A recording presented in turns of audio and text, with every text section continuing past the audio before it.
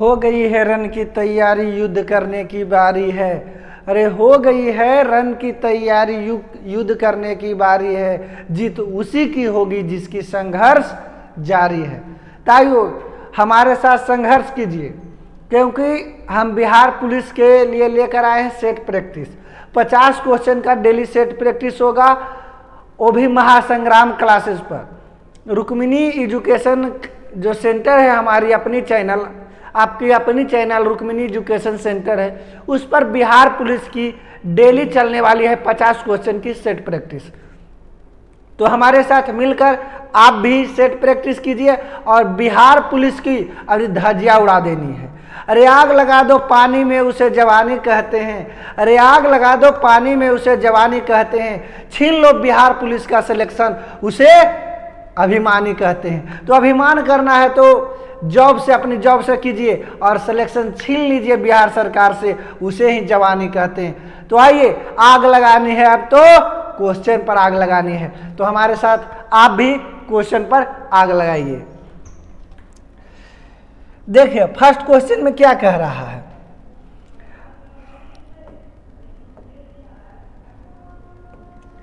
भारतीय संविधान में कुल कितने भाग हैं?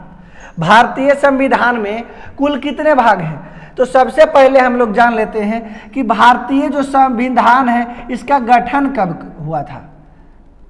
भारतीय संविधान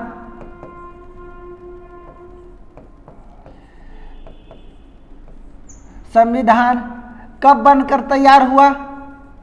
कब बनकर तैयार हुआ?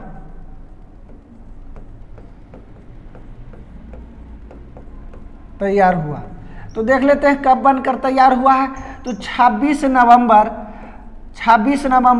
1949 ईस्वी को, 1926 जब संविधान सभा की बात करते हैं तो संविधान सभा का यानी संविधान जब बनकर तैयार हुआ 26 नवंबर 1949 ईस्वी के, इस दौरान 26 नवंबर को ही 15 अनुच्छेद लागू कर दिया गया। 15 अनुच्छेद लागू कर दिया गया। अब देख लीजिए 15 अनुच्छेद लागू कर दिया गया। इसके बाद क्या हुआ? लेकिन पूरी तरह से 26 नवंबर 1949 के संविधान लागू नहीं हुआ था। इसके 2 महीने बाद 26 जनवरी 1950 ईस्वी को संविधान बनकर लागू हो गया। संविधान बनकर लागू हुआ गया और जितना अनुच्छेद था वो पूरा बनकर तैयार हो गया और 26 नवंबर के ही दिन पूरा संविधान को भारत में लागू कर दिया गया। और 26 जनवरी को ही, और उसी दिन से यानी 26 जनवरी को ही हम लोग गणतंत्र दिवस के रूप में मनाते हैं। क्या चीज? गणतंत्र दिवस के रूप में हम लोग मनाते हैं। अब बात करते हैं कि 26 जनवरी को गणतंत्र, 26 जनवरी 1950 ईस्वी को जब हमारे देश में गणतंत्र की स्थापना हुई थी, तो गणतंत्र का मतलब होता अपनी संविधान होनी चाहिए, अपनी नियम और कानून होनी चाहिए। तो उस समय अनुच्छेद की संख्या कितना थी? यानी मूल संविधान में देख लीजिए, मूल संविधान में अनुच्छेद कितना था? तो अनुच्छेद 395 था। भाग कितना था? तो भाग 22 भाग थी। और अनुसूची की अगर जो हम लोग बात कर लेते हैं अनुसूची की, तो अनुसूची उस समय 8 थी। कितना अनुसूची थी? 8 थी। उसके बाद अभी जो हम वर्तमान में बात करते हैं, वर्तमान में अनुच्छेद कितना हो गया है? अनुच्छेद 470 हो गई है। भाग कितना हो गया है? तो भाग 25 हो गया है। और अनुसूची की अगर जो हम लोग बात कर लेते हैं अनुसूची की, तो अनुसूची कितना हो गई है? 12 अनुसूची हो गई है। तो इसी प्रकार से तो अब आपको लग रहा होगा कि भारतीय संविधान में भाग के बारे में पूछ रही है, तो हमको कौन वाला आंसर मारना है? तो ये बात हम एक बात ध्यान रखिएगा कि अगर जो ये पूछ दिया है तो आपको मारना कौन है आंसर? तो अगर जो पूछ देगी ना गणना की दृष्टि से अभी गणना की दृष्टि से भाग कितनी है, तो गिनती के अनुसार भाग कितना है? 25 है। सिर्फ अगर जो पूछ दे भारतीय संविधान में कुल कितनी भाग है, तो कुल कितनी भाग है, तो कुल अभी 22 भाग है।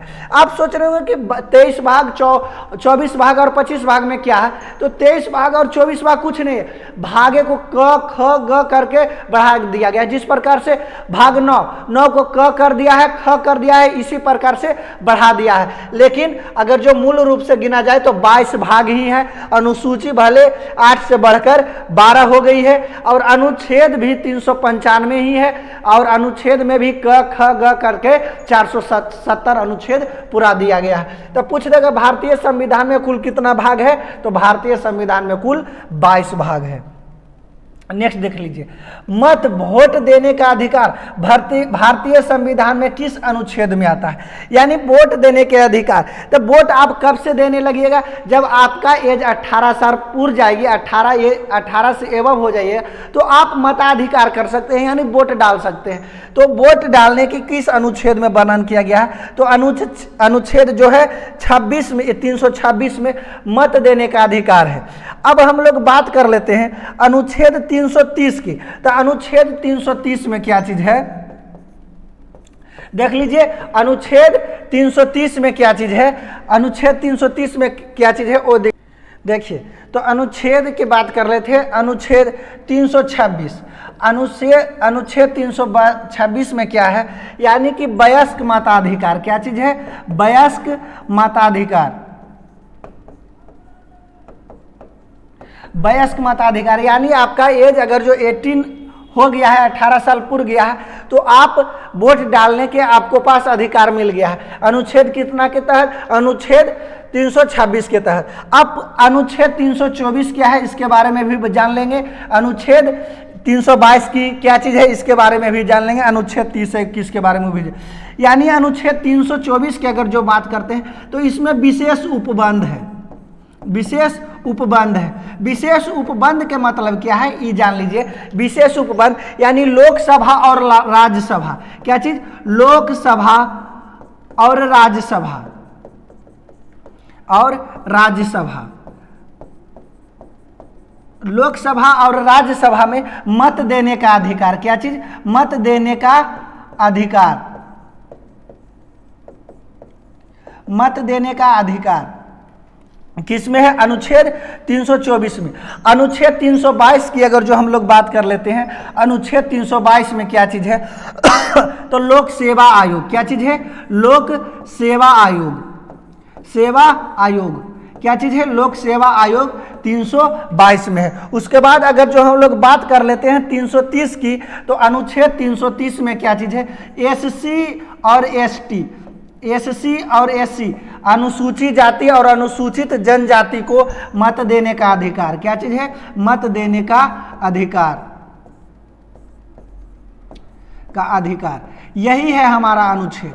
देख लीजिए तो किस में है? यानी मत देने का अधिकार भारतीय संविधान के किस अनुच्छेद में है? तो अनुच्छेद 326 में है जो मत देने का अधिकार। पूरा अनुच्छेद को मैंने डिटेल से लिख दिया है। नेक्स्ट क्वेश्चन देखते हैं। पूरब पश्चिम गलियारा में पूर्वोत्तम भाग क्या है? यानी पूरब पश्चिम गलियारा के बारे में सुन लीजिए। गलियारा क्या चीज है? आप सोच रहे होंगे कि गलियारा है क्या चीज? तो गलियारा कुछ नहीं है, सड़क है। गलियारा क्या चीज है? सड़क है। यानी अगर जो हम बात कर लेते हैं पूरब में, तो पूरब में क्या चीज है? पूरब में जो है सिलचर। पूरब में गुजरात का एक स्थान है सिलचर, वही गुजरात में एक स्थान है क्या चीज? सिलचर। उसी को जोड़ता है। क्या चीज? उसी को जोड़ता है। किससे जोड़ता है? तो पश्चिम में क्या चीज है? पश्चिम में जो है क्या चीज? पोरबंदर कहाँ पड़ता है? तो ये भी गुजरात में। दोनों कहाँ पड़ती है? गुजरात में पड़ती है। और ये जो गलियारा पूर्वी पश्चिमी गलियारा है, इसकी टोटल लंबाई की अगर जो बात कर लेते हैं टोटल लंबाई तो 3664 किलोमीटर है। कितना है? 3664 किलोमीटर जो है इसकी टोटल लंबाई है। इस एक बार ध्यान दे दीजिए। पूरब पश्चिमी गलियारा जो है क्या चीज है? पूरब पश्चिमी जो गलियारा है, पूरब पश्चिमी जो गलियारा है पूर्वोत्तर भाग में पड़ता है। और देख लीजिए पूर्वोत्तर भाग तक गलियारा का मतलब क्या चीज होता है? सड़क। पूरब में सिलचर है, जो पूरा पश्चिम गलियारा जो है गुजरात में पड़ती है, पूर्व में सिलचर है और पश्चिम में पोरबंदर है, और दोनों के बीच ये जो पूर्वी पश्चिमी गलियारा है उसकी कुल दूरी की अगर जो बात कर लेते हैं तो 3664 किलोमीटर है। कहीं कहीं आपको मिले रहेगा 3640 किलोमीटर, कहीं कहीं क्या मिलेगा 3640 किलोमीटर। और दोनों कहाँ पड़ती है? गुजरात में पड़ती है। गलियारा का मतलब एक सड़क होता है। तो पूर्वी पश्चिमी गलियारा पूर्वोत्तर भाग कौन है? तो पूर्वोत्तर भाग देख लीजिए कौन है? सिलचर है। क्या चीज है? सिलचर है। ये जो होगी आपकी राइट आंसर होगी। नेक्स्ट देख लेते हैं सबसे, हम्बनटोटा बंदरगाह किस देश में स्थित है? तो हम्बनटोटा किस देश में स्थित है? ये नीचे चल गया, इसको ऊपर कर देते हैं, थोड़ा छोटा कर देते हैं इसको।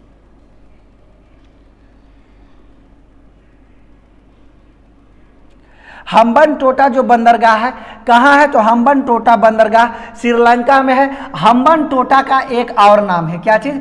हम्बनटोटा बंदरगाह का एक और नाम है, क्या चीज नाम है? रूहाल। क्या चीज नाम है? रूहान जो नाम है, रूहान नाम है, जो क्या चीज? हम्बनटोटा का अन्य नाम है। तो ये भी पूछ देगी रूहान जो है किस देश का बंदरगाह है? तो किस देश का बंदरगाह है? श्रीलंका का बंदरगाह। हम्बनटोटा बोल दे या रूहान बोल दे, दोनों जो बंदरगाह है कहाँ का है? श्रीलंका का है। नेक्स्ट दीजिए, डेट्राइट नामक नगर किसके लिए प्रसिद्ध है? सबसे पहले हम जान लेंगे डेट्राइट नगर है वो कहाँ है? तो यूएस में है। कहाँ है? यूएस में है। यूएस में है। क्या चीज है? डेट्राइट नगर। अब किस लिए है? तो यानी ऑटोमोबाइल के लिए है। ऑटोमोबाइल मतलब हुआ जितना भी ऑटोमोबाइल का मतलब समझते हैं, यानी छोटा छोटा जितना भी गाड़ी बनाई जाती है वो यूएस में बनाई जाती है, और यूएस में बनाई जाती है। और यह किस लिए प्रसिद्ध है? तो यह ऑटोमोबाइल के लिए प्रसिद्ध है, यानी वहाँ छोटे छोटे गाड़ियाँ जो है वो बनाई जाती है। उसके बाद हम लोग देख लेते हैं जनसंख्या का लाभांश होता है। जनसंख्या का लाभांश आप सबसे पहले जान लेंगे कि जनसंख्या का लाभांश कितना है। तो क्या चीज हो जाएगा? जनसंख्या के लाभांश के बारे में कुछ जान लेंगे। तो जनसंख्या का लाभांश,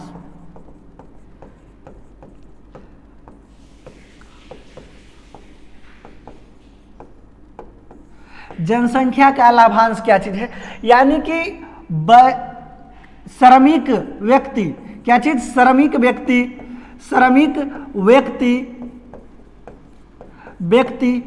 व्यक्ति और वयस्क व्यक्ति का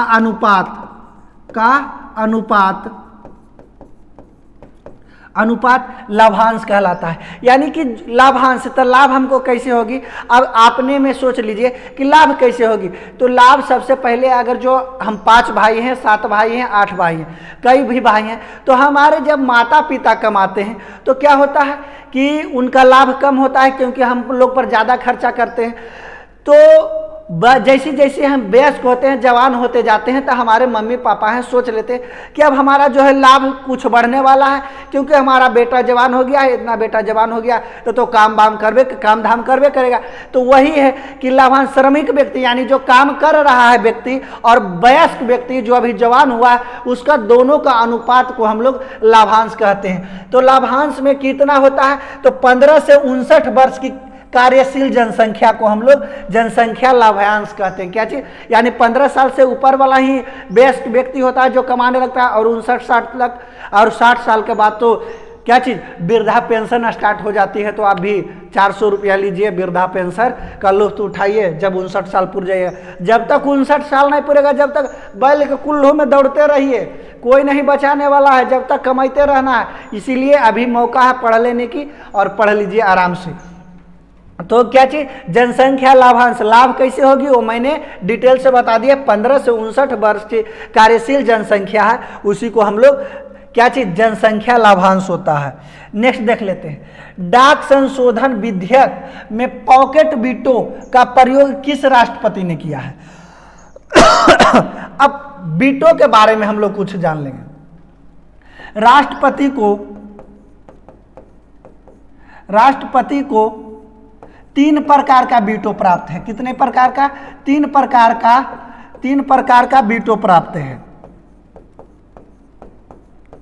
3 प्रकार का वीटो प्राप्त है।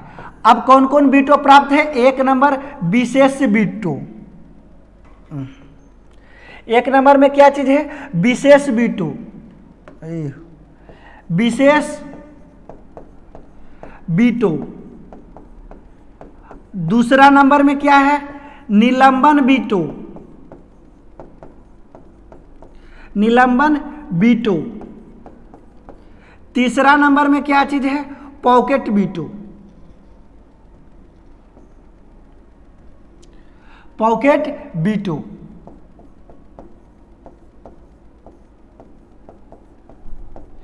अब देख लीजिए, यानी कि हमारे राष्ट्रपति को पास भी 3 वीटो है। अब 3 वीटो कौन कौन है वो तो बता ही चुके हैं हम कि 3 वीटो हमारे राष्ट्रपति के पास कौन कौन है। यानी वीटो का मतलब होता है निषेध, निषेध का मतलब रोक लगाना। अभी भी हम लोग इतना जानते थे, अभी तक तो आप वीटो के बारे में अच्छे से परिचित नहीं होंगे, लेकिन अभी हम आपको वीटो से अच्छी तरह से परिचित करवाते हैं। वीटो का मतलब होता है कि यानी कोई खारिज जो है, खारिज राष्ट्रपति के पास गया है, राष्ट्रपति के पास गया है और राष्ट्रपति ने उनको जांच पड़ताल के लिए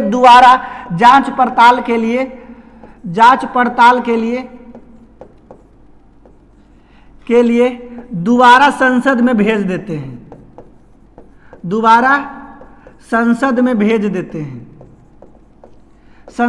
देते हैं। जैसे कि कोई प्रकार से खारिज यानी कोई कागज या कोई जो कोई लाभ होने वाला है या कोई जो खारिज हम कागज भेजे हैं उस पर विचार करने के लिए अगर जो एक बार में सिग्नेचर राष्ट्रपति कर देते हैं तो ठीक है, नहीं करते हैं, अगर जो एजेंडा है वो गलत है तो उस एजेंडा को उनको अच्छा नहीं लगता है तो एक बार वो भेज सकते हैं इस संसद में कि आप दोबारा इसको देख लीजिए, उसके बाद इस पर विचार किया जाएगा। निलंबन वीटो में क्या होता है कि निलंबन वीटो में खारिज तो जाती है, खारिज जाती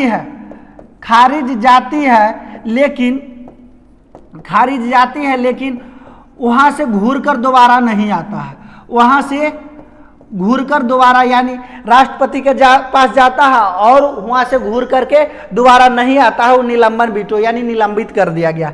पॉकेट वीटो क्या है कि यहाँ पास गया और जवाबों नहीं दिए और नहीं उसको भेजे, तो उसी को क्या चीज कहते हैं? Pocket veto. तो पॉकेट वीटो यानी डाक संशोधन विधेयक में पॉकेट वीटो का प्रयोग कौन राष्ट्रपति थे जो किए थे? तो ज्ञानी जैल सिंह जो थे वो पॉकेट वीटो का प्रयोग किए थे।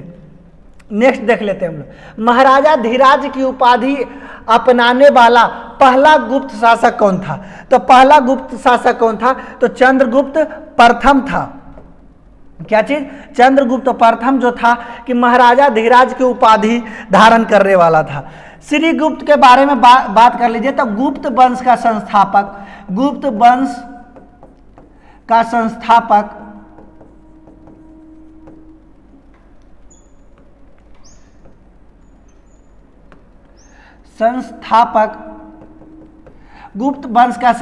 कौन है?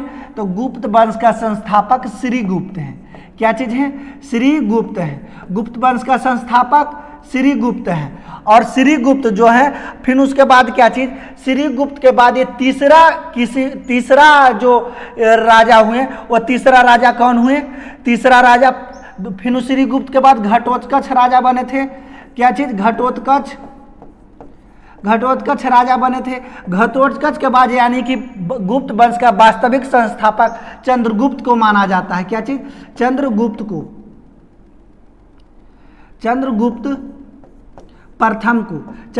प्रथम जो थे वो क्या चीज? उन्हीं को महाराजा धीराज की उपाधि दी गई थी। और चंद्रगुप्त प्रथम का बेटा कौन थे? समुद्रगुप्त। कौन थे? समुद्रगुप्त से एक बात और जान लीजिए, इन्हें भारत का नेपोलियन कहा जाता है। भारत का नेपोलियन कहा जाता है। भारत का नेपोलियन कहा जाता है। किसे कहा जाता है? और बीना बजाते हुए सिक्के पर इनका चित्र मिला है, बीना बजाते हुए।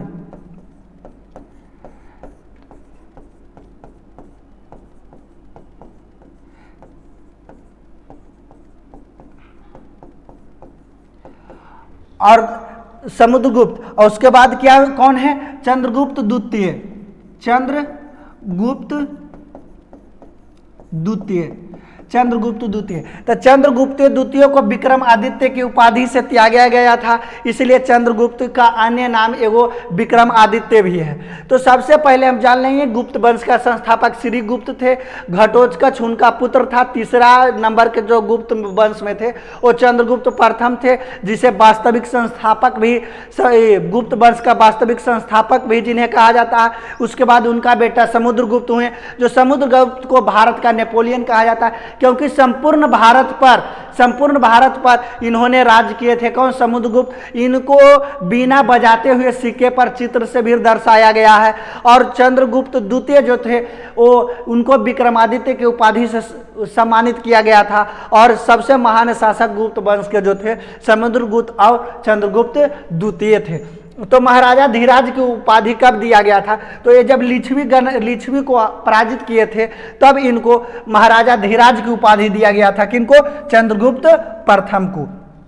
नेक्स्ट देख लेते हैं, भारतीय संविधान की अनुसूची 6 में किन किन राज्यों को शामिल किया गया है? यानी जो भारतीय के अनुसूची के हमने पूरी क्लास ले ली है, आपको बैक वाला क्लास में जाकर के देख लीजिएगा, पूरी अनुसूची के पूरी डिटेल से बताएं। तो अनुसूची 6 में कौन कौन से राज्य को शामिल किया गया है इसके बारे में जान लीजिए। तो इसका एगो ट्रिक उसमें दिए थे, ATMM। क्या चीज दिए थे? ATMM। ATMM का मतलब क्या होता है? तो देख लीजिए ATMM का मतलब क्या चीज होता है। ATMM का मतलब ए से असम, क्या चीज? असम, असम, ए से असम, टी से त्रिपुरा, त्रिपुरा, और एम से क्या चीज? मेघालय, मेघालय। एगो एम से और क्या चीज हो जाएगा? मणिपुर। क्या चीज? मणिपुर। यानी कि संविधान के जो अनुसूची 6 में है उसमें 4 राज्यों के बारे शामिल किया गया था और उनके बारे में बताया गया था।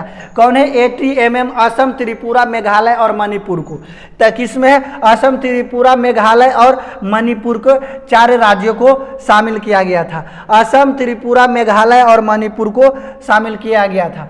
देख लीजिए, नील दर्पण नामक पुस्तक किसने लिखी है? तो नील दर्पण नामक पुस्तक दीप बंधु जो है नील दर्पण नामक पुस्तक लिखे हैं। कौन लिखे हैं? नील दर्पण नामक पुस्तक को दीप बिंदु। प्रेमचंद के बारे में तो जानबे करते होंगे, प्रेमचंद कौन कौन से पुस्तक लिखे हैं उनको कमेंट बॉक्स में आप बता दीजिए, मैं कमेंट बॉक्स पढ़ लूँगा। उसके बाद मैंने एक उसके बाद मैं जो हूँ यानी राइटर और उनकी पुस्तक के बारे में एक क्लास हमें डिटेल से लेने वाले हैं। तो उसके बाद देख लीजिए, निकोल कोंटी नामक इटालवी यात्री किसके शासन काल में भारत आया था? यानी निकोल कोंटी जो है यात्री है वो किसके शासन काल में भारत आया था? तो देवराय द्वितीय के शासन काल में जो है वो क्या चीज? उसके शासन काल में भारत आए थे। और कहाँ के थे? इटालवी थे। कहाँ? इटालवी यात्री थे। और देवराय द्वितीय जो थे विजयनगर साम्राज्य के थे। कहाँ के थे? विजयनगर साम्राज्य।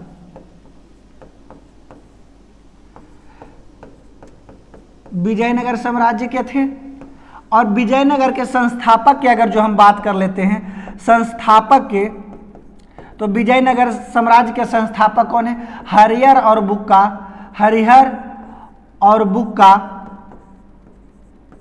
बुक्का दोनों भाई हैं। कब किए हैं? तो 1336 ईस्वी में विजयनगर साम्राज्य की स्थापना कौन किए हैं? हरिहर और बुक्का नामक दोनों भाई ने किए हैं। और देवराय द्वितीय के शासनकाल में कौन आए थे? निकोलो कोंटी आए थे, जो कौन? देवराय द्वितीय के शासनकाल में आए थे।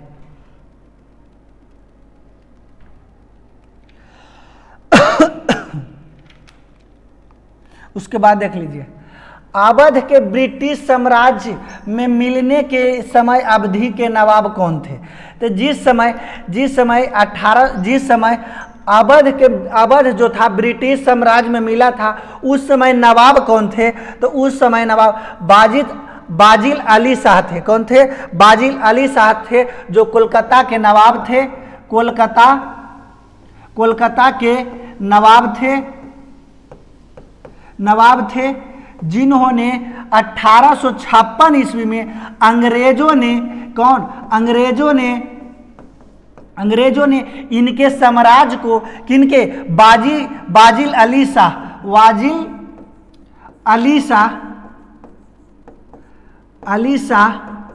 अंग्रेजों ने बाजिल अली शाह के साम्राज्य को क्या चीज? नष्ट कर दिया था। क्या चीज कर दिया था? नष्ट कर दिया था। वही से अवध ने ब्रिटिश साम्राज्य में 1856 में क्या चीज, किसमें? ब्रिटिश साम्राज्य में मिल गया। उस समय नवाब कौन थे? तो बाजिल अली शाह जो थे उस समय अवध के नवाब थे। नेक्स्ट देख लीजिए, बिहार की न्यूनतम जनसंख्या वाला जिला, यानी कि बिहार में न्यूनतम जनसंख्या कौन सा जिला में है? तो शेखपुरा जिला है। कौन जिला है? शेखपुरा जिला है। शेखपुरे जिला ना है जी।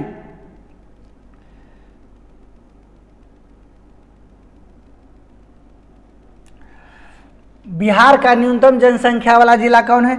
शेखपुरा जिला।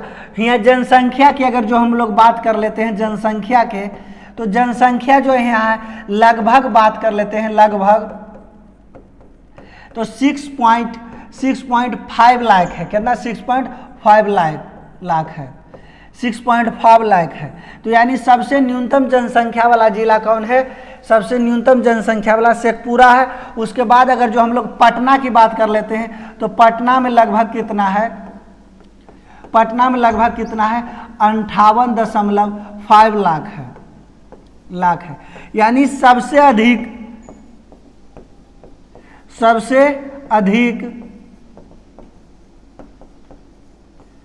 जनसंख्या,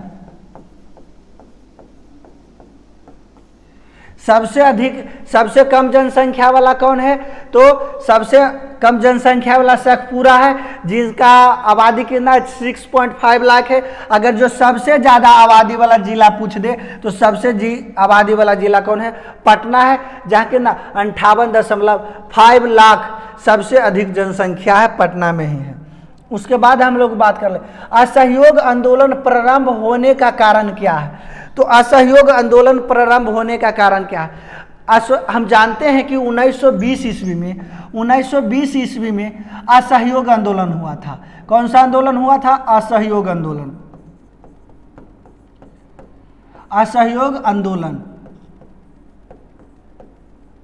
असहयोग आंदोलन के नेता कौन थे? तो नेता जो स्टार्ट किए थे वो कौन थे? महात्मा गांधी। कौन थे? महात्मा गांधी जो थे असहयोग आंदोलन।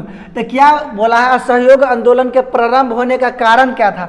तो किस कारण से असहयोग आंदोलन जो था स्टार्ट हुआ था? तो रोलेट एक्ट और जलियांवाला बाग हत्याकांड दोनों कारण थी।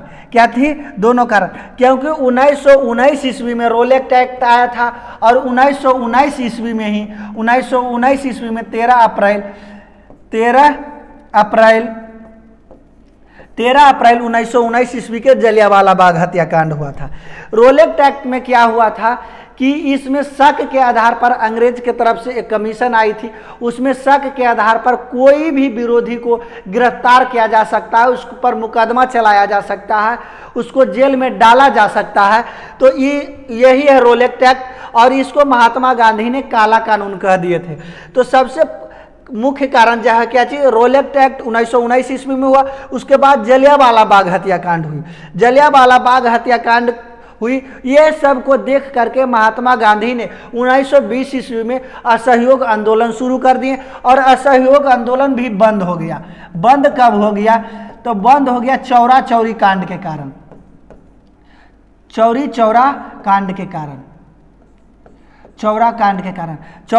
कांड कब हुआ था? तो 5 फरवरी 5 फरवरी 1922 ईस्वी को हुई थी। चौरी चौरा कांड कब हुआ था? वो 5 फरवरी 1922 ईस्वी को। तो देख लीजिए असहयोग आंदोलन का जो प्रारंभ हुआ था तो वो किस कारण से प्रारंभ हुआ था? तो रोलेक्ट एक्ट और जलियांवाला बाग हत्याकांड, ये दोनों कारण से क्या चीज? असहयोग आंदोलन जो है हमारा प्रारंभ हुआ था। नेक्स्ट देख लेते हैं, घातक क्या है? तो घातक कुछ नहीं, लड़ाकू विमान है। घातक क्या चीज है? लड़ाकू विमान का नाम है क्या चीज? घातक।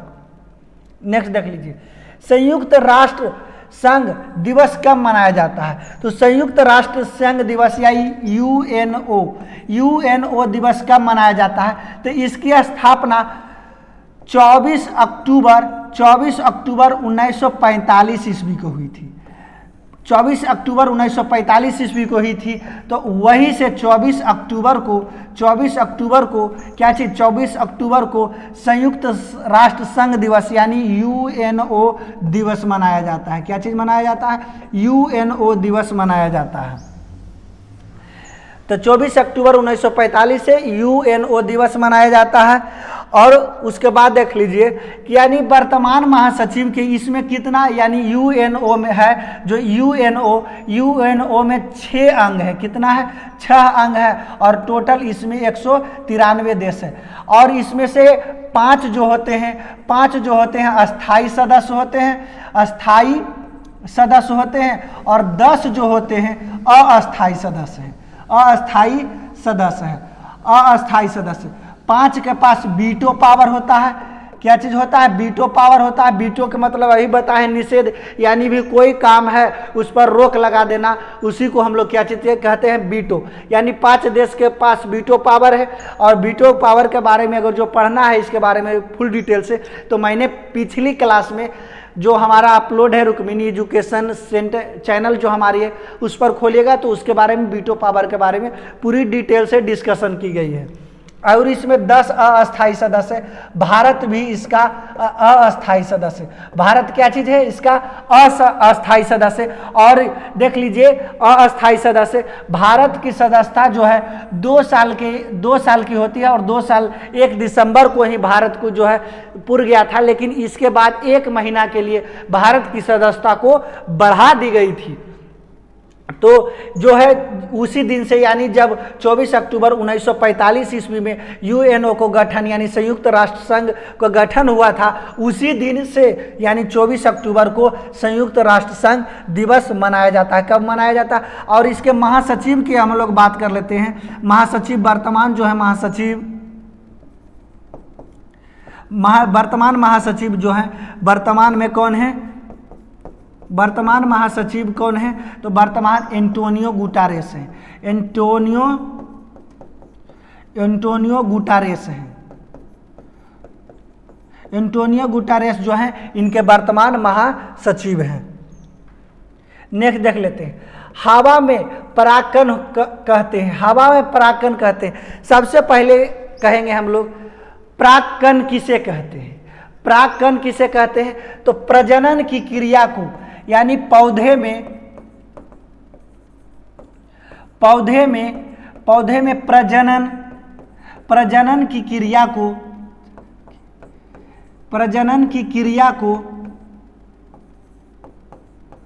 परागकण कहते हैं।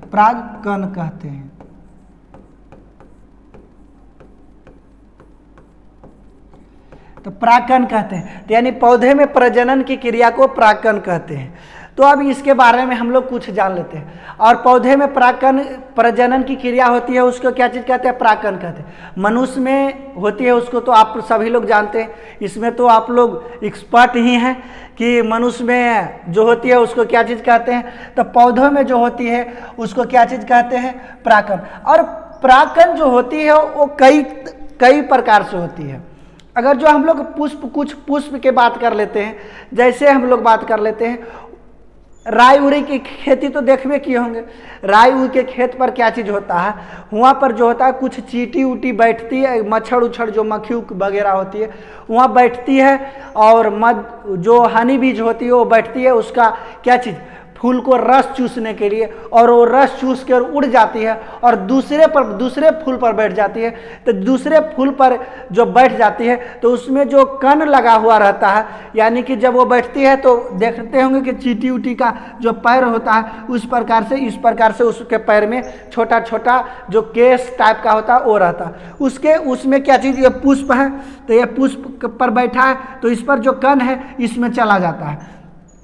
तब फिर दूसरे पुष्प पर जब बैठता है तो दूसरे पुष्प जो मादा पुष्प हुई उसमें ही यहाँ बैठता है, उसमें भी फूल चूसता है, और यही कण जो सट करके आया वो धीरे धीरे इसमें चला आता है। उसी को हम लोग फिर दूसरे पुष्प का निर्माण हो जाता है, फल का निर्माण हो जाता है, तो उसी को हम लोग क्या चीज़ कहते हैं, परागकण कहते हैं। परागकण कई विधियों से होती है, हवा द्वारा होती है, और क्या चीज़, हवा द्वारा होता है, कीड़े मकोड़ों द्वारा होता है, और फिर जानवरों द्वारा होता है। तो बड़ा बड़ा जैसे फूल हो गया उस सब में क्या चीज़ कि हाथी द्वारा होता है, तो यानी जानवर द्वारा होता है, हवा द्वारा भी होता है। तो हवा में परागकण को क्या कहते हैं, तो वायु परागकण कहते हैं। किसको कहते हैं, वायु परागकण।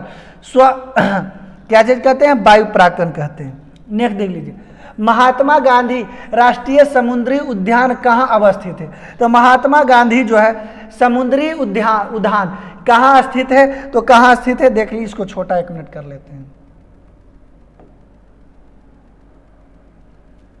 जिससे आपको साफ दिखाई दे। देख लीजिए, तो महात्मा गांधी राष्ट्रीय समुद्री उद्यान है जो कहाँ अवस्थित है, तो पोर्ट ब्लेयर में स्थित है। तो ये यानी अंडमान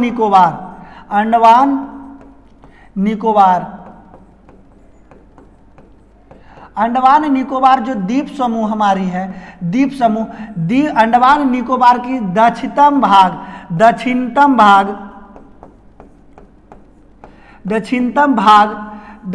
भाग में क्या चीज है, दक्षिणतम भाग में क्या चीज है, अंडमान निकोबार की राजधानी क्या चीज है, पोर्ट ब्लेयर। क्या चीज है, पोर्ट ब्लेयर है। और यही पोर्ट ब्लेयर में क्या चीज है, महात्मा गांधी राष्ट्रीय उद्यान। महात्मा गांधी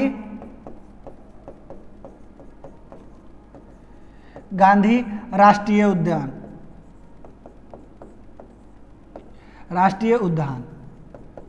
तो ये भी आपसे क्वेश्चन पूछ देगी, अंडमान निकोबार में जो है पोर्ट ब्लेयर, अंडमान निकोबार की राजधानी वो किस क्षेत्र में है, तो यानी अंडमान निकोबार की दक्षिण क्षेत्र में क्या पड़ता है, दक्षिण क्षेत्र में पोर्ट ब्लेयर है। क्या है, पोर्ट ब्लेयर। यही पोर्ट ब्लेयर में स्थित है क्या चीज, महात्मा गांधी राष्ट्रीय उद्यान। गंगा सागर द्वीप आप लोग जानते होंगे कि गंगा सागर क्या है, बंगाल की खाड़ी में, बता देते हैं, बंगाल की खाड़ी में जहां गंगा नदी सागर में मिल जाती है उसी को हम लोग गंगा सागर के नाम से जानते हैं। रामेश्वरम कहाँ है, तो तमिलनाडु में है। रामेश्वरम कहाँ है, तमिलनाडु में स्थित है। कहाँ है, तमिलनाडु में स्थित है। नेक्स्ट देख लीजिए, गौतम बुद्ध के संवादों की भाषा क्या थी, तो यानी गौतम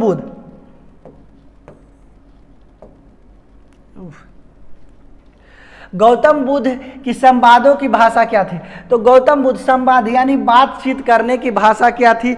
गौतम बुद्ध जो थे कौन से भाषा में जो है त्रिपिटक, ये तो जानते हैं कि गौतम बुद्ध का जन्म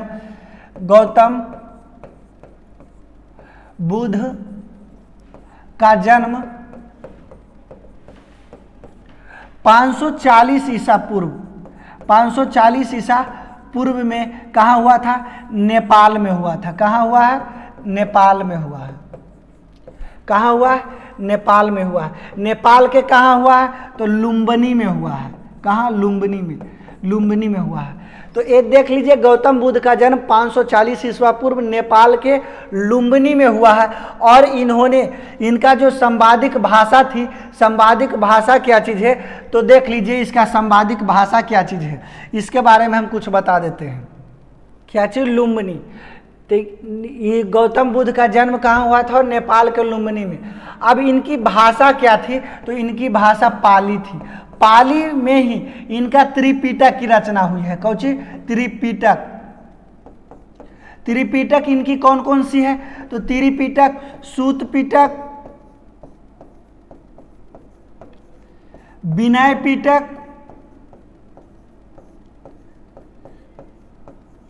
अभिधम पिटक।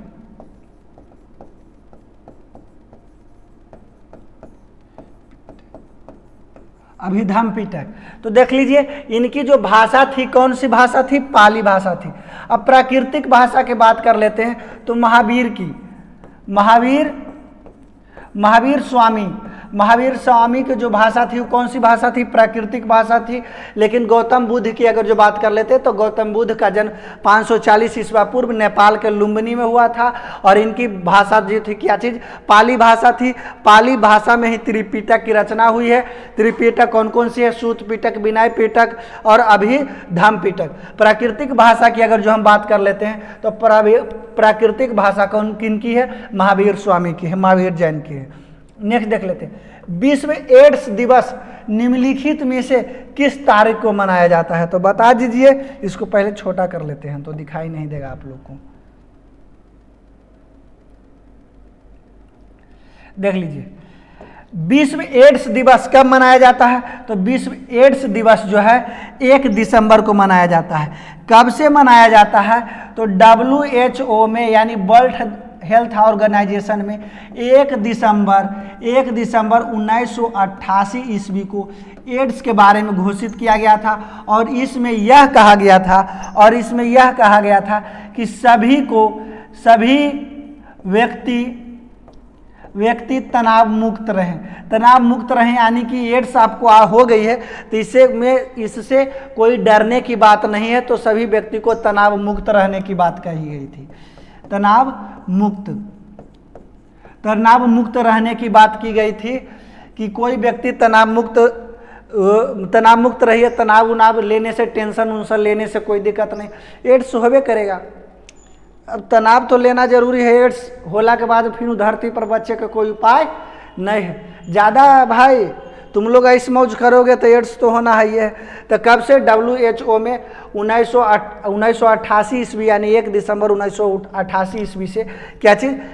एड्स दिवस UNO में WHO वर्ल्ड हेल्थ ऑर्गेनाइजेशन में घोषणा की गई थी। 1 मई को क्या चीज़? मजदूर दिवस।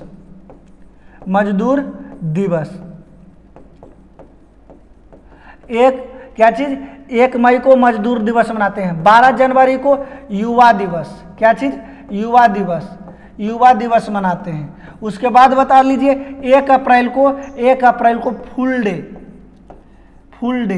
फूल दिवस या फुल डे कह लीजिए। फुल डे के मतलब समझे आप? 1 अप्रैल को मनाया जाता है मूर्ख दिवस, मूर्ख बनाया जाता है, उसी को फूल कहते हैं। फूल माने मूर्ख बनाना ही होता है। तो 1 अप्रैल को फूल डे मनाया जाता है। फिर देख लीजिए बंगाल के विभाजन की रद्द किया गया, यानी बंगाल को जो विभाजन हुआ था कब हुआ था और रद्द किसने किए थे? तो बंगाल विभाजन के बारे में हम लोग कुछ बात कर लेते हैं। बंगाल विभाजन 1905 ईस्वी में हुई थी लॉर्ड कर्जन के शासनकाल में। कब हुई थी? लॉर्ड कर्जन के शासनकाल में। लॉर्ड कर्जन के शासनकाल में क्या चीज़? 1905 ईस्वी में बंगाल विभाजन हुई थी। उसके बाद हम बात कर लेते हैं कि बंगाल विभाजन रद्द कब किया गया था? तो रद्द 1911 ईस्वी में 1911 ईस्वी में लॉर्ड हार्डिंग द्वितीय द्वारा 1911 ईस्वी में लॉर्ड हार्डिंग द्वितीय द्वारा क्या चीज? बंगाल विभाजन को रद्द किया गया था। बंगाल विभाजन को रद्द किया गया था।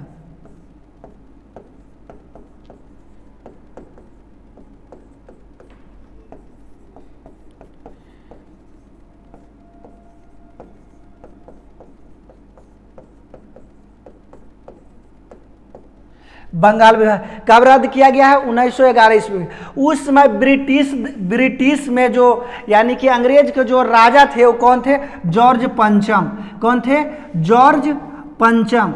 जॉर्ज पंचम जब भारत में आए जॉर्ज पंचम जब भारत में आए तो उन्होंने, यहाँ जोर शोर से चल रही थी बंगाल विभाजन जो हो गया था, तो उसको बंगाल विभाजन को रद्द करो लेकर के नारा चल रहा था। तो जॉर्ज प्रथम ब्रिटिश जो थे वो भारत के दरबार में आए, दिल्ली दरबार में, और 1911 ईस्वी में बंगाल विभाजन को रद्द कौन किए थे? लॉर्ड हार्डिंग द्वितीय द्वारा बंगाल विभाजन को रद्द किया गया था। लेकिन बंगाल विभाजन कब किसके द्वारा किया गया था? तो 1905 में किया गया था, और लॉर्ड कर्जन के शासनकाल में। और उसी समय 1912 ईस्वी में कलकत्ता से, जो भारत की राजधानी कोलकाता है उसको हटा दिया गया, 1912 ईस्वी में हटा दिया गया था। और अभी वर्तमान में भारत की राजधानी कहाँ है? राजधानी दिल्ली में है, कहाँ है? दिल्ली में है। तो 1912 ईस्वी में ही भारत की राजधानी जो दिल्ली हुआ था, और 1912 ईस्वी में कोलकाता जो सबसे पहले भारत की राजधानी थी वो खत्म हो गई। नेक्स्ट देख लीजिए, भारत में पहली बार किसने वार्षिक आय का अनुमानित किया है? तो दादा भाई नौरोजी के बारे में हम लोग कुछ जान लेते हैं। दादा भाई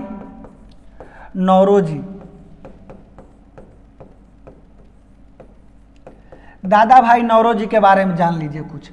दादा भाई नौरोजी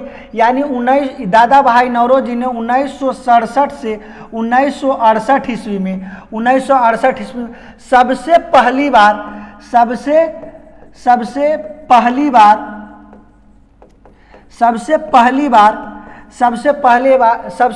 1967 से 68 ईस्वी में वार्षिक आय का अनुमान लगाया था। क्या चीज? वार्षिक आय का अनुमान लगाया था। वार्षिक आय का अनुमान लगाए थे। और प्रति व्यक्ति आय उस समय कितना था? प्रति व्यक्ति आय जो था उस समय, प्रति व्यक्ति आय कितना था? प्रति व्यक्ति आय देख लीजिए, उस टाइम प्रति व्यक्ति आय जब उस समय बना था तो प्रति व्यक्ति आय जो था 20 रुपया था। कितना था? 20 रुपया था। तो सबसे पहले भारत में सबसे पहले वार्षिक आय के अनुमानित किसने किए थे? तो अनुमानित दादा भाई नौरोजी ने किए थे 1967 से 68 ईस्वी में। और जो वार्षिक आय के अनुमानित किए थे वो प्रति व्यक्ति, सबसे पहले प्रति व्यक्ति 1967 से 68 ईस्वी में थी, वो कितना थी? 20 रुपया थी। नेक्स्ट देख लीजिए, निम्नलिखित में से कौन सा संविधान संशोधन राष्ट्रपति को किसी भी मसले को पुनः विचार के लिए मंत्रिमंडल भेजने की शक्ति प्रदान है? यानी कि कौन सा संविधान संशोधन के तहत राष्ट्रपति को कोई जो एजेंडा बना है उस पर पूर्ण विचार करने के लिए मंत्रिमंडल में भेज सकते हैं। तो कितना? संविधान संशोधन 44 के तहत कितना? और संविधान संशोधन जो 44 है, 44वां संविधान संशोधन है,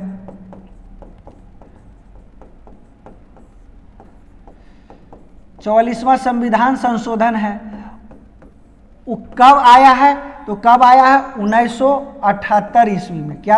1978 ईस्वी में। यही 44वें संविधान संशोधन के अंतर्गत यानी राष्ट्रपति जो है मंत्रिमंडल में दोबारा भेज सकते हैं कि इस पर आप पूर्ण विचार कीजिए। उसके बाद ये शक्ति, पूर्ण विचार शक्ति प्राप्त करने की शक्ति 44वें संविधान संशोधन 1978। 42वां संविधान संशोधन तो जानबे करते हैं, इसे मिनी संविधान कहा जाता है। मिनी संविधान कहा जाता है। मिनी संविधान कहा जाता है। और जो 42वां संविधान संशोधन है कब हुआ था? 1976 ईस्वी में। इसमें बहुत प्रकार की बात जोड़ी गई थी, धर्मनिरपेक्षता, समाजवादी, जो हमारे इसमें 42वें संविधान संशोधन में जोड़ी गई है। नेक्स्ट देख लेते हैं, 2011 की जनगणना के अनुसार भारत में निम्नलिखित में से किस राज्य में लिंगानुपात सर्वाधिक रहा है? लिंगानुपात सर्वाधिक रहा है। अब देख लीजिए लिंगानुपात कैसे मापते हैं। तो 1000 पुरुष 1000 पुरुष पर प्रति महिला 1000 पुरुष पर प्रति महिला को हम लोग लिंगा अनुपात कहते हैं। तो यानी 2011 के जनगणना, यानी बिहार पुलिस या बिहार एसआई कोई भी अगर जो आप एग्जाम देते हैं तो जनसंख्या यानी कि जनगणना से आपको क्वेश्चन जरूर देखने को लिए मिलेगी। तो जनगणना से देखने के लिए मिलेगी, तो यानी सबसे जो अधिक जनसंख्या निम्नलिखित में से, यानी इतना में से पूछ रहा, तो इतना में से ही सबसे अधिक जो लिंगा अनुपात है किस राज्य के है, तो तमिलनाडु के है। किस राज्य के है, तो तमिलनाडु के। और लिंगानुपात हम बताइए दिए हैं कि लिंगानुपात किस प्रकार से नापी जाता है, 1000 पुरुष पर प्रति महिला, यानी 1000 पुरुषों पर कितना महिला है उसको ही हम लोग लिंगा अनुपात कहते हैं। तो तमिलनाडु में है जो 1000 पुरुष पर 996 महिला है। कितना है, 996 महिला। अगर जो पूछ दे कि सबसे अधिक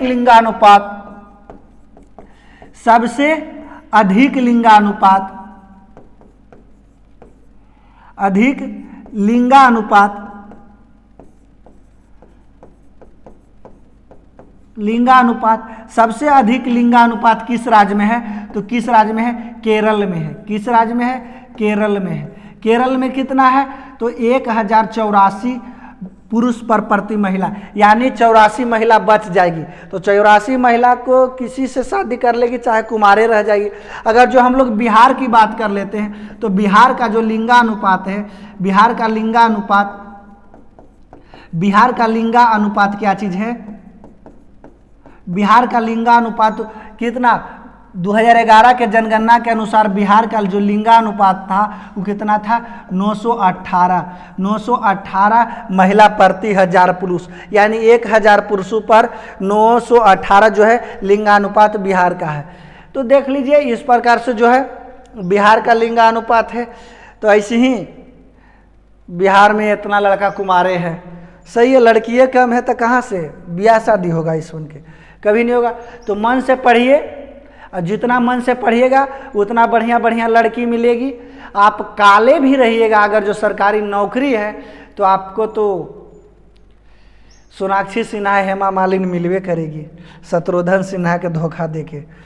तो देखिए, तो बिहार का लिंगानुपात 918 है। तमिलनाडु, इतना में से अगर जो बात कर लेते हैं तो सबसे अधिक जो लिंगानुपात है तमिलनाडु के है, 996 है प्रति 1000 पुरुष पर। और सबसे अधिक अगर जो राज्य में पूछ दे तो केरल में है, 2011 के जनगणना के अनुसार 1084। नेक्स्ट देख लीजिए, निम्न में से कौन सी प्रार्थना समाज की मांग नहीं की थी। प्रार्थना समाज का स्थापना सबसे पहले हम जान लेते हैं। प्रार्थना समाज की स्थापना प्रार्थना समाज की स्थापना के बारे में हम लोग कुछ जान लेते हैं। तो प्रार्थना समाज की जो स्थापना थी 1867 ईस्वी में की गई है। कब की गई है, 1800, स्थापना कब की गई है, स्थापना 1867 ईस्वी में की गई है। और 1867 ईस्वी में की कौन की है, आत्माराम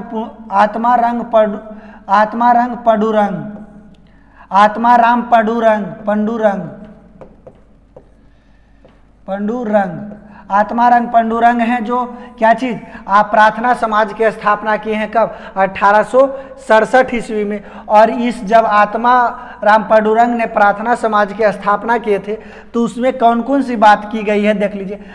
स्त्री शिक्षा, यानी स्त्री शिक्षा पर जोर दिया गया था कि हाँ लड़कियों के समाज में पढ़ाना चाहिए। विधवा पुनर्विवाह, यानी विधवा को, जो विधवा हो गई है उनको फिर से ब्याह करवाया जाए। उसके बाद अस्पृश्यता की समाप्ति, यानी छुआछूत की जो भावना है उसको समाप्त करना। ये सब बात कही गई थी प्रार्थना समाज में, लेकिन ये बात नहीं कही गई थी लड़के एवं लड़कियों की विवाह की आयु में वृद्धि करना, ये बात नहीं कही गई थी। तो कौन होगा, कौन बात नहीं कही गई है प्रार्थना समाज में, तो लड़के एवं लड़कियां के विवाह में वृद्धि, आयु में इनकी वृद्धि करना। आयु में यानी कि 10 साल में कोई शादी कर रहा है तो ओरे में कर लीजिए। लेकिन नीतीश कुमार का जो बिहार का एजेंडा है, नीतीश कुमार के, वो बोल रहे हैं कि लड़की का शादी कम से कम 21 साल में होनी चाहिए, लड़का के शादी कम से कम 50 साल में होनी चाहिए। नहीं 50 साल में नहीं, 25 साल में होनी चाहिए। 50 साल में तो दांत टूट जाएगा, कोई लड़कियों नहीं शादी करेगा। तो देखिए इसमें क्या चीज आयु वृद्धि की बात करने की नहीं कही गई थी। रामनाथ कोविंद भारत के राष्ट्रपति बने, तो रामनाथ कोविंद जो है भारत के कैवें राष्ट्रपति हैं, तो 14वें। अगर जो वर्तमान में 15वें नंबर की बात करते हैं तो 15वें नंबर के राष्ट्रपति कौन है? 15वें नंबर के राष्ट्रपति द्रौपदी मुर्मू। द्रौपदी मुर्मू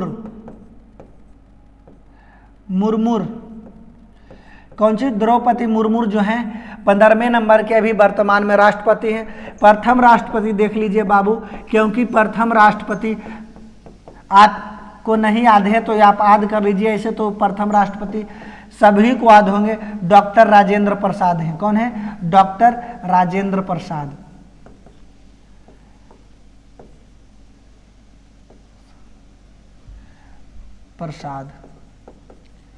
डॉक्टर राजेंद्र प्रसाद राष्ट्रपति हैं, यानी प्रथम राष्ट्रपति कौन है? डॉक्टर राजेंद्र प्रसाद हैं। 14वें नंबर के कौन थे? तो रामनाथ कोविंद थे। अभी जो वर्तमान की बात कही गई है तो वर्तमान में भी जो द्रौपदी मुर्मू हैं वो 15वें राष्ट्रपति हैं। कैवें राष्ट्रपति हैं? 15वें राष्ट्रपति हैं। प्रथम राष्ट्रपति कौन है? डॉक्टर राजेंद्र प्रसाद। और 15वां नंबर के कौन है? द्रौपदी मुर्मू। नेक्स्ट देख लीजिए, विश्व के सबसे बड़ा बौद्ध मंदिर कहाँ स्थित है? तो विश्व के सबसे बड़ा बौद्ध मंदिर है जो इंडोनेशिया में है। कौन सा मंदिर है? बोरोबुदुर मंदिर। बोरोबुदुर मंदिर।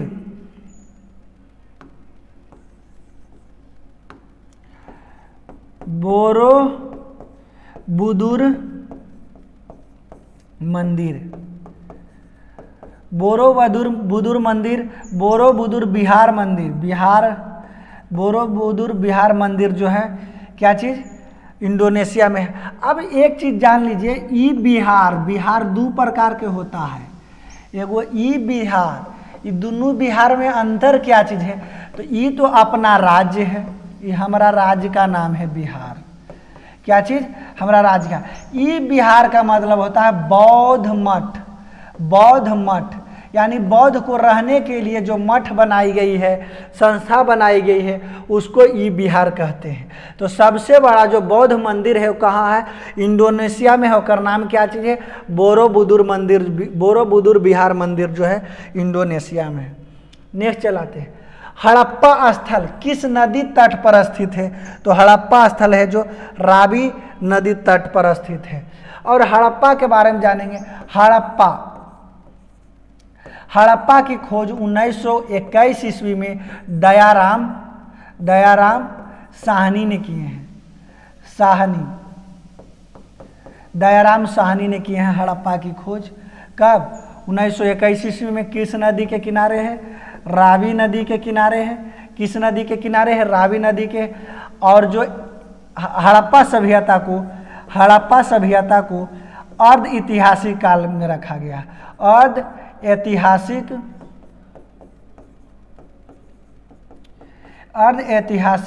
काल में रखा गया है। क्या चीज? अर्ध ऐतिहासिक काल में रखा गया। अर्ध ऐतिहासिक काल क्या चीज है? इसमें साक्ष्य मिले हैं, लिपि भी मिली है। क्या चीज? लिपि भी मिली है, लेकिन लिपि को पढ़ा नहीं गया है। तो यानी हड़प्पा सभ्यता को अर्ध ऐतिहासिक काल में रखा जाता है। अर्ध ऐतिहासिक काल किसे कहते हैं? अर्ध ऐतिहासिक काल, इस साक्ष्य मिला है, यानी साक्ष्य भी मिला है और लिपि भी मिली है। लिपि को लेकिन हम लोग पढ़ नहीं पाए हैं, क्योंकि इनका जो लिपि हड़प्पा काल की लिपि थी वो लिपि थे भाव चित्रात्मक, यानी उसमें से क ख ग घ यानी हम लोग का लिपि जो है देवनागरी, यानी वो लिपि नहीं थी भाव चित्रात्मक। मतलब कोई भी चीज़ अगर जो बोला जाता था ठपाक चित्र पार की, यानी हमको कुत्ता के मारे जाना है तो कुत्ता का चित्र पार दिए, भाला भोंक दे कुत्ता को तो कुत्ता मर गया। तो यानी भाव चित्रात्मक थी, यानी कि वो लिपि को अभी तक पढ़ा नहीं गया है, चित्र बनाकर उसको समझा गया था। उसी को हम लोग अर्ध ऐतिहासिक काल में रखते हैं। नेक्स्ट देख लीजिए, निम्नलिखित में कौन चंगेज खान का समकालीन था? तो बताइए आप लोग, चंगेज खान का समकालीन कौन थे? नया है, इसको छोटा करिए ना, कौची बैठ जाता है जी, छोटे नहीं होता है। हाँ हो गया तो छोटा। हाँ देखिए ये कुछ लिखा है, गलती लिख दिया है टाइपर। टाइपर बड़ी बदमाश है, गलती लिख देता है। एजा लिख लीजिए, इसको काट दीजिए। इल्तुतमिश, इल्तुतमिश। देखिए निम्नलिखित में कौन चंगेज खा के समकालीन थे, यानी चंगेज खा के समकालीन कौन थे? सुल्तान शमसुद्दीन इल्तुतमिश जो थे चंगेज खा के समकालीन थे। अब चंगेज खां के बारे में अब कुछ जान लेते हैं। चंगेज खां,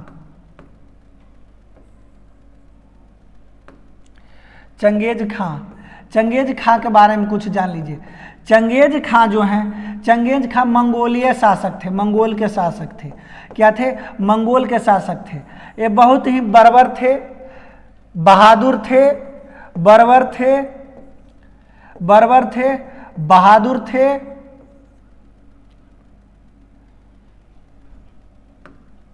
क्या चीज? बहादुर थे। ये बहुत ही बर्बर और बहादुर थे, ये किसी से डरने वाले नहीं थे। तो चंगेज खां मंगोल के शासक थे, बर्बर थे, बहादुर थे। और इन्होंने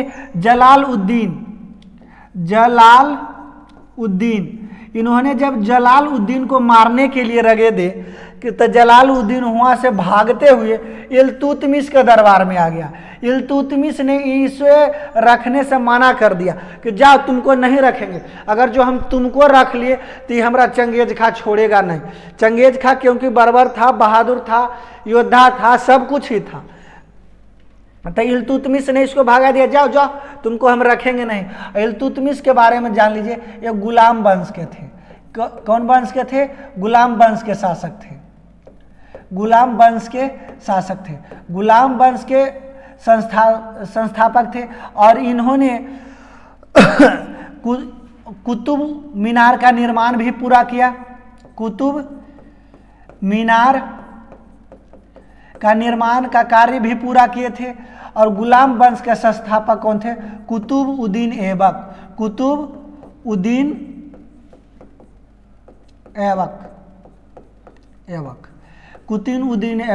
कुतुबउद्दीन ऐबक ने अपनी बेटी की शादी इल्तुतमिश से कर दिया था।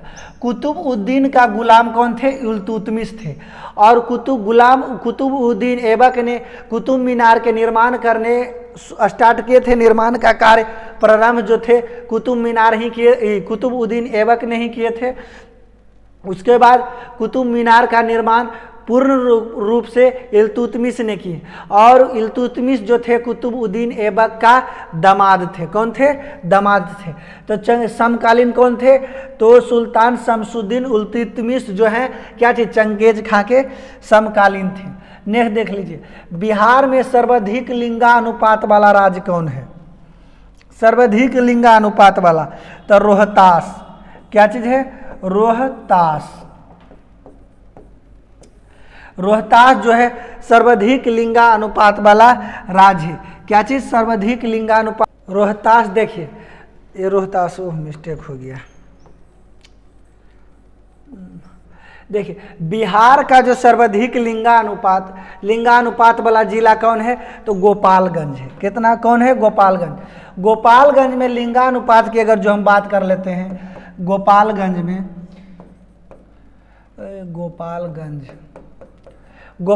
में लिंगानुपात की बात कर लेते हैं तो 10:21।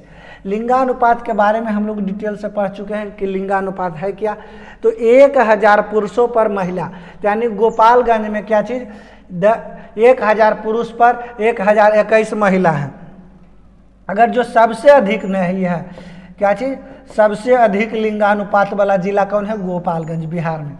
अगर जो पटना के बारे में बात कर लेते हैं, पटना के, तो 897, पटना जो है हमारी 897 है। यानी कि 897 पुरुष, 1000 पुरुष पर 897 महिला। सबसे कम लिंगानुपात वाला अगर जो हम बात कर ले, सबसे कम लिंगानुपात वाला, तो सबसे कम लिंगानुपात मुंगेर का है। किसका है? मुंगेर का है। मुंगेर में कितना है? तो मुंगेर में 867 स्त्री प्रति 1000 पुरुष पर। तो इसीलिए देखिए लड़का जो है बहुत बेचारा दुख में पड़ गए हैं, भटक रहे हैं कि स्त्री के जो है लिंगानुपात कम है, शादी अब हमारा कैसे होगा, पढ़ेंगे तो वही शादी होगा कि नहीं होगा। तो सबसे अधिक कहाँ है? गोपालगंज में है, पटना के 897 है। सबसे कम लिंगानुपात वाला कौन है? मुंगेर में है। नेक्स्ट देख लीजिए, वर्ष 2020 में के लिए विश्व की स्थापत्य राजधानी किस शहर को घोषित किया गया है? किस शहर को? तो रियो डे जेनेरियो के विश्व के स्थापत्य कला के किस शहर ने लिखिए, किस शहर को घोषित किया गया है? रियो डी जेनेरो को। नेक्स्ट देख लीजिए, बिहार का शिशु मृत्यु कितना है? तो यानी शिशु मृत्यु दर जो है कितना है? तो 1000 शिशु पर कई गो बिहार में मरता है? तो 38 गो बिहार में मर जाता है बच्चा। तो कितना हो जाएगा? 38। नेक्स्ट देख लीजिए, बिहार के कितने प्रतिशत भूभाग पर अति सघन वन है? तो अति सघन वन मतलब जो अति सघन वन के मतलब क्या होता है? तो वन होता है ना, वो काफ़ी सटा जंगल होता है, उसको अति सघन। तो बिहार में तो इशू जानते हैं कि 7% तो बने हैं। कितना है बिहार में? 7% बने हैं। तो अति सघन की बात कर लेते हैं तो 0.35 जो % है बिहार में, क्या चीज़?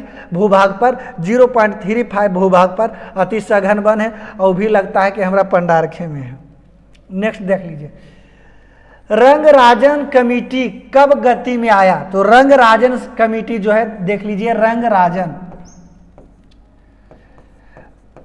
रंगराजन समिति जो है गरीबी से संबंधित है। किससे है? गरीबी रेखा से संबंधित है। गरीबी से संबंधित है। किससे है? गरीबी से संबंधित। और रंगराजन समिति का जो गठन हुआ है कब हुआ है? 2005 ईस्वी में हुआ है। कब हुआ है? 2005 ईस्वी में। तो यही पूछ रहा है आपसे कि रंगराजन कमेटी गति में कब आई है? तो 2005 ईस्वी में आई है। नेक्स्ट देख लीजिए, बिहार में अंतर जातीय विवाह प्रोत्साहन योजना के तहत कितनी राशि दी जाती है? तो अंतर जातीय मतलब कि कोई भूमिहार होते हैं, कोई राजपूत होते हैं, कोई यादव समाज होते हैं, और कोई जो होते हैं चौधरी समाज होते हैं। तो इसी प्रकार से कोई अगर जो बिहार में दूसरा जाति से, यानी अंतर जातीय मतलब दूसरा जाति से अगर जो कोई भी आप लोग शादी करते हैं, तो आपको बिहार सरकार द्वारा 2.5 लाख की प्रोत्साहन राशि दी जाएगी। कितना? 2.5 लाख का प्रोत्साहन राशि बिहार सरकार देगी आपको। तो ये तो फायदा वाला चीज़ है। तिलक आप नहीं लीजिए, दूसर से जिससे पसंद है उससे आप शादी कर लीजिए, अब बिहार सरकार आपको मुफ्त में पैसा देगी। बिहार सरकार की ये योजना जो है हमारा बढ़िया लग रहा है। जागो ग्राहक जागो, शादी करके भागो, ये वाला हो रहा है फंडा। अंतर्राज्यीय परिषद का सदस्य नहीं होते हैं। तो अंतर्राज्यीय परिषद का सदस्य नहीं होते हैं। कौन नहीं होते हैं भाई? तो सबसे पहले हम लोग जानेंगे अंतर्राज्यीय परिषद है क्या। अंतर्राज्यीय परिषद, अंतर्राज्यीय परिषद, अंतर्राज्यीय परिषद क्या होता है? दो राज्यों का विवाद, दो राज्यों का विवाद सुलझाने के लिए।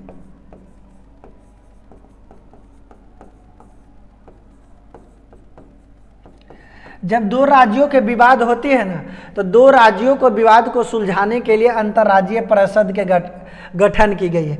और अंतर्राज्यीय परिषद में आप सोच लीजिए कि आप कौन कौन हो सकते हैं और कौन कौन नहीं हो सकते हैं। तो देखिए, सबसे पहले पूछा है कि कौन नहीं हो सकते, तब मुख्यमंत्री नहीं हो सकते। कहा है कि दूर राज्य के जब लड़ाई होगा तो वहाँ के जो मेन हेड होगा, जिसे कि दो घर में लड़ाई हो रहा तो दो घर के लड़ाई के जो हेड होगा वही समझौता करेगा, वो नहीं करेगा तो वहाँ के मुख्यमंत्री समझौता नहीं करेंगे।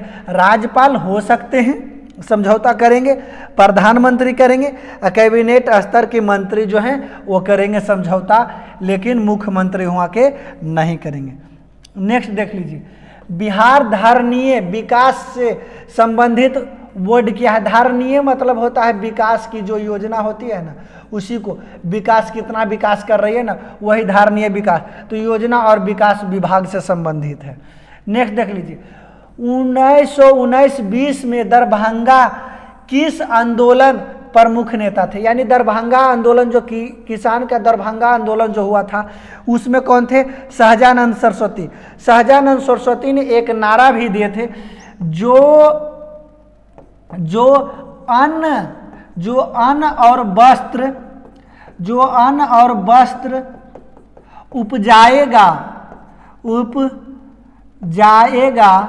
उपजाएगा वही कानून बनाएगा, वही कानून बनाएगा। यानी कि सहजानंद सरस्वती जो हैं 1919 से 20 ईस्वी में दरभंगा के किसान आंदोलन का प्रमुख नेता थे। कौन थे? सहजानंद सरस्वती। और इन्होंने एक नारा भी दिए थे, जो अन्न और वस्त्र उपजाएगा वही कानून बनाएगा। तो ये तो अच्छा नारा है, क्योंकि उस समय जो 1919 ईस्वी में और 1919 ईस्वी 20 ईस्वी में जो था, अंग्रेज का जो शासन था वो बड़ी क्रूरता से बढ़ गई थी। क्योंकि हम जानते हैं कि रोलेक्ट एक्ट भी 1919 ईस्वी में आया है, जलियांवाला बाग भी हत्याकांड 1919 ईस्वी में, मार्ले मिंटो एक्ट भी जो है 1919 ईस्वी में आया है। तो वही से किसान आंदोलन जो दरभंगा में चल रही थी उसका जो प्रमुख नेता थे सहजानंद सरस्वती थे। कौन थे? सहजानंद सरस्वती थे। उन्होंने एक नारा भी दिए थे, जो अन्न वस्त्र उपजाएगा वही कानून बनाएगा। नेक्स्ट देख लीजिए, प्रकाश संश्लेषण किससे होता है? तो क्लोरोफिल से होता है। आप लोग जानते हैं कि प्रकाश संश्लेषण किसे कहते हैं? तो जब पौधा प्रकाश की उपस्थिति में वायुमंडल से कार्बन डाइऑक्साइड ग्रहण करता है और भूमि से खनिज लवण को लेता है, तो और इसके उपस्थिति में, क्लोरोफिल की उपस्थिति में जब भोजन बनाता है, तो उसे ही हम लोग प्रकाश संश्लेषण कहते हैं। क्या चीज कहते हैं? प्रकाश संश्लेषण। प्रकाश संश्लेषण का डिफिनीशन एक बार फिर से सुन लीजिए।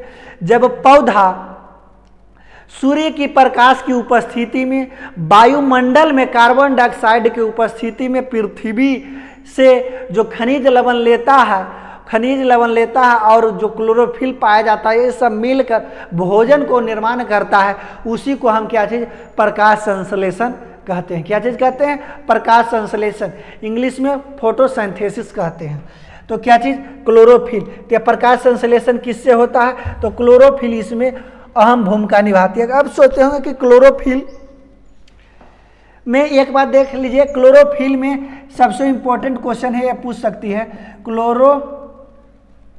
मच्छर भी है ना, कौची लिख देता है। क्लोरोफिल में कौन सी धातु पाई जाती है? तो मैग्नीज पाई जाती है। क्या चीज़ पाई जाती है? मैग्नीज पाई जाती है। तो क्लोरोफिल है जो हरा वर्णक है, यानी पत्ती में पाई जाती है। आप लोग तो देखे होंगे कि पत्ती में पाई जाती है, हरे कलर की पत्ती में। और सबसे अधिक क्लोरोफिल किसमें? लाल रंग की पत्ती में पाई जाती है। लाल रंग की पत्ती में सबसे अधिक क्लोरोफिल पाई जाती है। तो प्रकाश संश्लेषण क्लोरोफिल की उपस्थिति में जो है प्रकाश पौधा अपना भोजन बनाता है। नेक्स्ट देख लीजिए, भू स्थिर उपग्रह पृथ्वी से कितनी ऊंचाई पर स्थित है? भू स्थित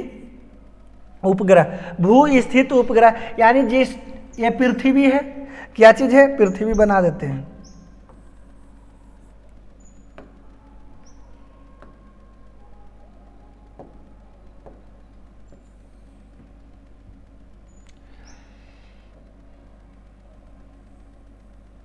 नीला ग्रह पृथ्वी न है जी।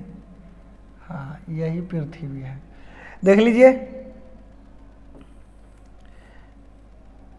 ये पृथ्वी है और पृथ्वी के चारों ओर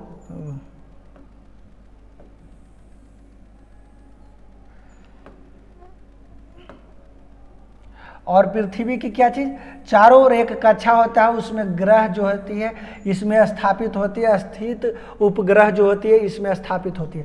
ये पृथ्वी से इन दोनों के बीच की जो दूरी होती है वो 36,000 किलोमीटर होती है। कितना होती है? 36,000 किलोमीटर होती है। यही है कि भू स्थिर उपग्रह यानी भूमि के कक्षा, यानी भूमि भी एक चक्कर मारता है तो ये भी पृथ्वी को एक चक्कर 24 घंटा में लगाता है। कितना में? 24 घंटा में लगाता है। तो इसी को भू स्थिर पृथ्वी की ऊंचाई कितनी ऊंचाई पर है? तो 36 किलोमीटर की ऊंचाई पर है। कितनी ऊंचाई पर है? 36 किलोमीटर। नेक्स्ट दे लेते। एक सिंह वाला राइनो यानी गेंडा किस राज्य में पाया जाता है? तो असम में पाया जाता है। किस राज्य में पाया जाता है? असम में पाया जाता है। नेक्स्ट देखिए, भारत का राष्ट्रीय वृक्ष कौन है? ये तो कौन जानते हैं, कौन है जी? बरगद। कौन है? बरगद। नेक्स्ट देख लीजिए और बता दीजिए आप पक्षी कौन सा है भारत का राष्ट्रीय पक्षी? तो मोर। कौन है? मोर। अगर जो हम बात कर लेते हैं पशु तो टाइगर, बाघ। क्या चीज? बाघ। बाघ जो है क्या चीज? बाघ जो है राष्ट्रीय पशु है। पुष्प की अगर जो फूल की बात कर लेते हैं, राष्ट्रीय फूल कौन है? तो कमल। क्या चीज है? कमल है राष्ट्रीय फूल। नेक्स्ट देख लीजिए, पृथ्वी दिवस कब मनाया जाता है? तो पृथ्वी दिवस 22 अप्रैल को पृथ्वी दिवस मनाया जाता है। क्या चीज़ मनाया जाता है? पृथ्वी दिवस मनाया जाता है। उसके बाद देख लीजिए 14 अप्रैल को क्या चीज़ मनाया जाता है? ज्ञान दिवस। क्या चीज़ मनाया जाता है? ज्ञान दिवस। ज्ञान दिवस कब मनाया जाता है? किनकी याद में मनाया जाता है? तो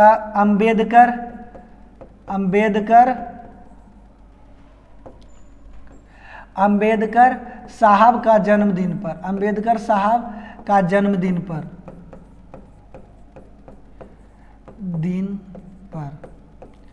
अंबेडकर साहब के जन्मदिन पर कौन ज्ञान दिवस मनाया जाता है? कब मनाया जाता है? 14 अप्रैल के। यानी आपको ये भी पूछ सकता है अंबेडकर जयंती कब मनाई जाती है? तो 14 अप्रैल को। पृथ्वी दिवस 22 अप्रैल को। अब देख लीजिए 16 दिसंबर को कब मनाया जाता है? देख लीजिए, तो ओजोन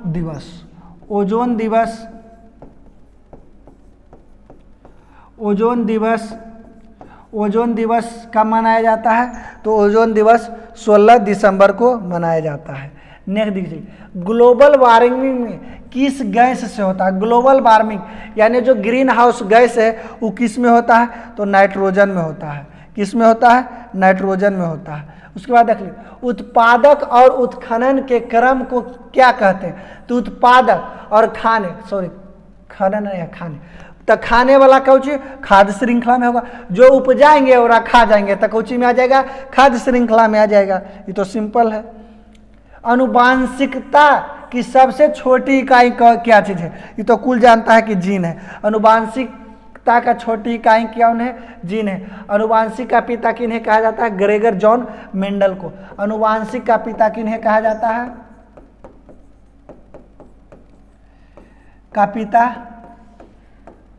आनुवांशिक का पिता किसे कहा जाता है? मेंडल जी को। ग्रेगर जॉन मेंडल उनका पूरा नाम है। मेंडल जी को, ग्रेगर जॉन मेंडल को आनुवांशिक का पिता कहा जाता है। नेक्स्ट दीजिए, डीऑक्सीजनित रुधिर शरीर किस में होता है? डीऑक्सीजनित, तो डीऑक्सीजनित मतलब ऑक्सीजन जहाँ नहीं रहता है। तो ऑक्सीजन कहाँ नहीं रहेगा? तो सोच लीजिए, इधर से आएगा रक्त, तो ये जैसे कि हमारा हृदय है, हृदय में 4 चेंबर होता है। दाहिना बगल जो हमारा हृदय होता है, दाहिना यानी कि हृदय जो है इसको 4 चेंबर में बांटा गया है। देख लीजिए, एक चेंबर हमारा ए हो गई और दूसर का चेंबर ए हो गई, और यही चेंबर को 4 भागों में बांटा गया है। कौन भागों में? ऊपर वाला को अलिंद कहते हैं। ऊपर वाला को क्या चीज? अलिंद कहते हैं। नीचे वाला को नीलय कहते हैं। क्या चीज़ कहते हैं? नीलय कहते हैं। तो नीचे वाला में तो जानते होंगे कि नीचे वाला ही डीऑक्सीजनित रहता है। डीऑक्सीजनित माने कि ऑक्सीजन इसमें नहीं रहता, तो ऑक्सीजनित रक्त नहीं रहता है किसमें?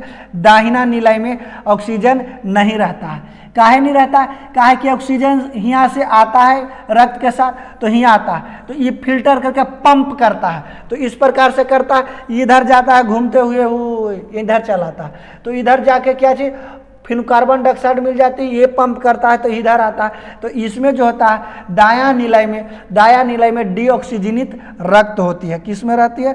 डीऑक्सीजनित रक्त दायां नीलय में होती है। किस में होती है? दायां नीलय में। देख लीजिए फिगर तो साफ इमेज बता ही रहा है। नेक्स्ट देख लेते हैं। प्रारंभिक खाद नहीं है। प्रारंभिक खाद मतलब जो हम लोग, प्रारंभिक का मतलब होता है जिसके बिना हमें जिंदा रह सकते हैं। तो केकर बिना हम जिंदा रह सकते हैं भाई?